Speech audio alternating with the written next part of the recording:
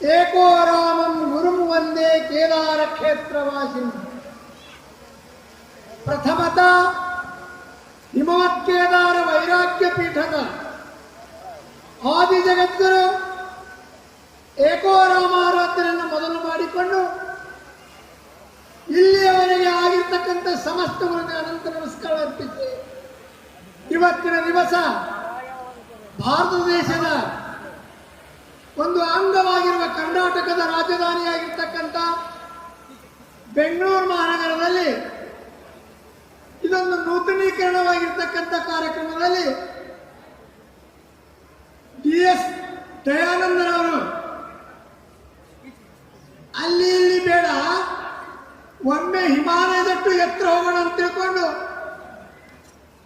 ಹಿಮಾಲಯದ ಕೇದಾರದಷ್ಟು ಎತ್ತರ ಬೆಳಿಬೇಕಂತೇಳಿ ಕೇದಾರನಾಥ್ ಜಗದಲ್ಲಿ ಇವತ್ತು ಬಂದಿದ್ದಾಗಿ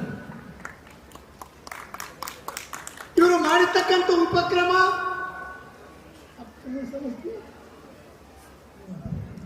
ಅವರ ವ್ಯಾಪಾರ बहुत लोग आए, हिंदी बोलने वाले, अंग्रेजी बोलने वाले, कन्नड़ बोलने वाले, तेलुगु तमिल सब लोग हैं. आದರೂ ಕೂಡ ಕರ್ನಾಟಕದ ಬೆಂಗಳೂರು ಮಹಾನಗರದಲ್ಲಿ ದಯಾನಂದ ಅವರು ಅವ್ರನ್ನ ಹಾಗೆ ಬಂದಿಲ್ಲ. ಅವರು ಕೇದಾರ ಪೀಠದ ಸೇವೆ ಮಾಡಿದ ಮೂಲಕ ಕೇದಾರನಾಥ್ ಇವತ್ತು ನಮಗೆ ಕಳಿಸ್ಕೊಟ್ಟಿದ್ದಾರೆ.